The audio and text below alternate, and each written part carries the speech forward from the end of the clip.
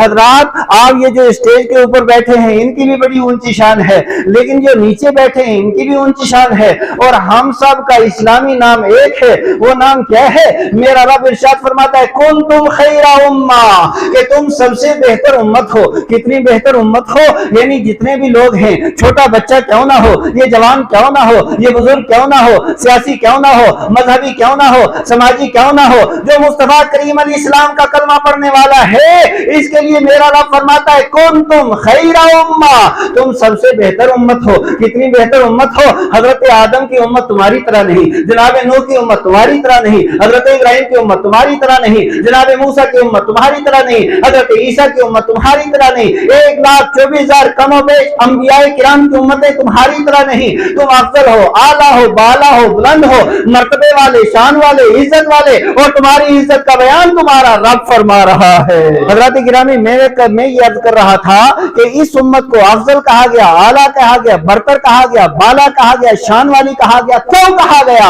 اخرجت للناس، لوگوں کی طرف یہ امت بھیجی گئی ہے، کیوں نکالا گیا ہے لوگوں کی طرف؟ تأمرون بالمعروف وتنہون عن المنکر وتؤمنون باللہ، کہ یہ امت وہ ہے جو اچھائی کا حکم دیتی ہے، یہ امت وہ ہے جو برائی سے منع کرتی ہے، یہ امت وہ ہے جو رب قدوس کی ذات مقدسہ کے اوپر ایمان رکھتی ہے۔ یہ تین الفاظ آئے ہیں قرآن حکیم کے اندر، یہ تین باتیں بتائی گئی ہیں، یعنی یہ امت وہ ہے جو اچھائی کا حکم دیتی ہے۔ کیا مطلب ہے میرے پیارے اسلامی بھائیوں؟ میں آپ سے پوچھنا چاہتا ہوں، جیسے ایک آدمی وہ گناہ کا کام کرے، جرائم کرے اور برے برے کام کرے، اور اس کے بعد کھڑے ہو کر کے تقریر کرے کہ جناب والا تمباکو پینے والا کہے تمباکو اچھی بات نہیں ہے، نسوار چڑھانے والا کہے نسوار اچھی چیز نہیں ہے، شراب پینے والا کہے شراب اچھی چیز نہیں ہے، بے حیائی کرنے والا کہے بے حیائی اچھی چیز نہیں ہے، برائی کرنے والا کہے برائی اچھی چیز نہیں ہے۔ اللہ کا واسطہ ایمانداری سے مجھے بتاؤ، جو آدمی خود برائی کے اندر ڈوبا ہو، دھنسا ہو، پھنسا ہو، اور پھر وہ دوسروں کو کہے کہ برائی مت کرو، کیا اس کی بات کے اندر اثر ہو سکتا ہے؟ زور سے اثر ہو سکتا ہے۔ اور میرا رب فرماتا ہے لما تقولون ما لا تفعلون، کہ ایسی بات کیوں کہتے ہو جو خود نہیں کرتے۔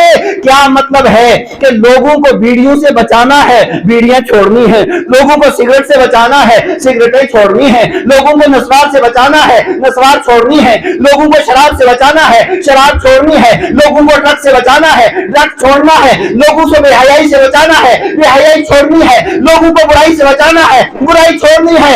جو خود برائی چھوڑ دے گا اور پھر زبان سے برائی کو چھوڑنے کے لیے کہے گا، زبان اس کی ہوگی، اثر رب پیدا فرمائے گا۔ نعرہ تکبیر، نعرہ رسالت، حضرت علامہ مولانا مفتی فاروق حسین صاحب قبلہ نقشبندی زندہ باد، زندہ باد۔ تو میں یاد کر رہا ہوں تم سب سے بہتر ہو، تم سب سے افضل ہو، یہ میرا رب فرما رہا ہے کہ یہ امت سب سے اچھی ہے۔ اب یہ اچھی کیوں ہے؟ اور دوسرے مقام پہ میرا رب قدوس ارشاد فرماتا ہے کہ یہ امت کے وَكَذَلِكَ جَعَلْنَاكُمْ أُمَّةً وَسَطًا، کہ اس امت کو درمیانی امت بنایا ہے۔ یہ درمیانی امت کا کیا مطلب ہوا؟ اب آپ بظاہر سمجھیں گے یہ امت درمیانی کیسے ہوئی؟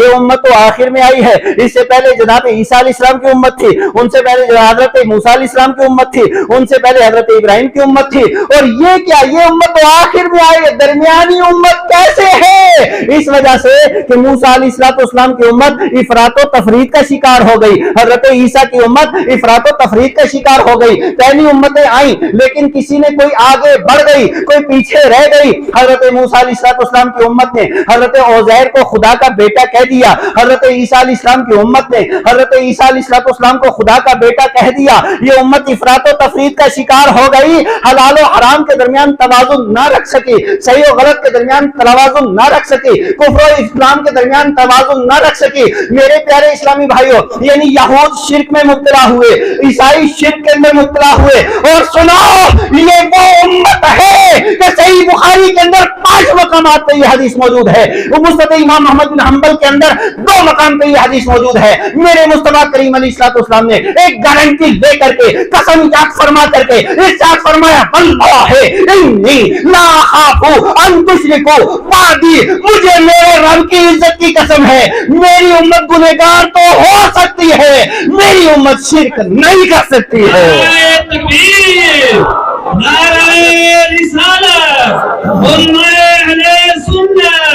اسلام معاشرہ کانفرنس.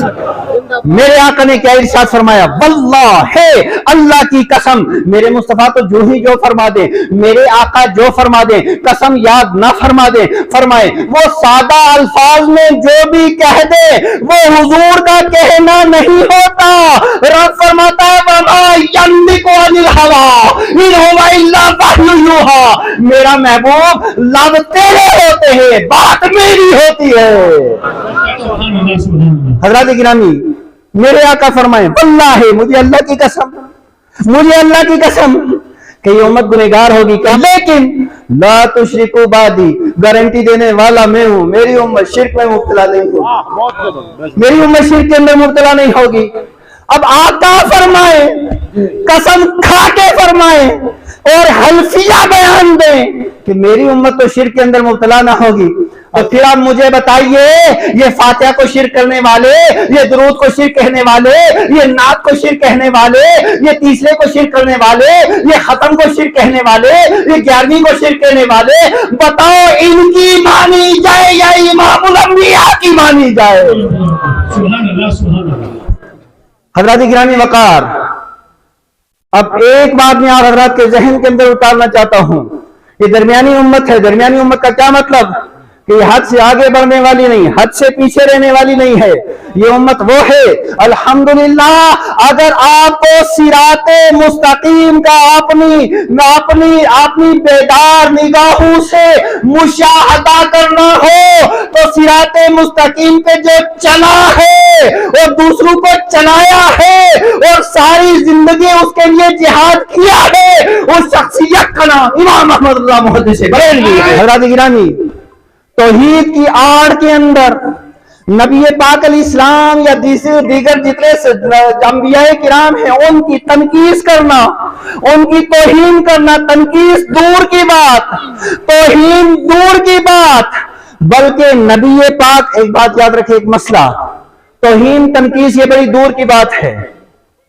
ایک ہے ان سے ہلکا لفظ ہے استخفاف، یہ علماء جانتے ہیں. استخفاف کا مطلب ہوتا ہے ہلکا سمجھنا. اب یہ علماء مجھے بتائے فتاوی شامی کے اندر، فتاوی عالمگیری کے اندر، امام محمد کے الخراج کے اندر اور فقہ کی جتنی کتابیں ہیں اور عقائد کی جتنی کتابیں ہیں ان معتبر کتابوں کے اندر یہ مسئلہ واضح طور پہ موجود ہے کہ نبی پاک علیہ السلام کے بال مبارک کو اور نبی پاک علیہ السلام کے جوتے مبارک کو جو ان کو استخفاف یعنی ہلکا سمجھے وہ مسلمان نہیں ہو سکتا، دائرہ اسلام سے خارج ہو جاتا ہے. حضرات گرامی، میں یہ عرض کر رہا ہوں کہ ہمارے ہاں توازن ہے، راہ اعتدال ہے، اور یہ صرف اور صرف آپ کو جماعت اہل سنت کے اندر، مسلک اہل سنت کے اندر بھی ملے گی. اور الحمدللہ جس طریقے سے مسلک اہل سنت کے اندر اعتدال ہے اسی طریقے سے جماعت اہل سنت کے اندر اعتدال ہے. میرے پیارے اسلامی بھائیوں، اب بس ایک بات کہہ کر کے میں اپنی گفتگو ختم کرنے کی کوشش کروں گا. آج ہم نے اور آپ نے جس زمانے کے اندر آنکھ کھولی ہے، یہ دور کون سا دور ہے؟ یہ دور صحابہ کا نہیں. میرے آقا نے ارشاد فرمایا خیر القرون قرنی، سب سے اچھا میرا زمانہ، ثم الذین یلونہم، اس کے بعد جو ان سے ملا ہوا، اس کے بعد جو ان سے ملا ہوا، بالفاظ دیگر آقا فرماتے ہیں سب سے بہتر میرا زمانہ، پھر صدیق کا زمانہ، پھر عمر کا زمانہ، پھر عثمان کا زمانہ، پھر علی کا زمانہ، پھر صحابہ کا زمانہ، پھر تابعین کا زمانہ، پھر ائمہ مجتہدین کا زمانہ، اور چلتے چلتے آگے بایزید کا زمانہ، جنید بغدادی کا زمانہ، سیدی سکتی کا زمانہ، شبلی کا زمانہ، ابو بکر شبلی کا زمانہ، غوث اعظم الجیلانی کا زمانہ.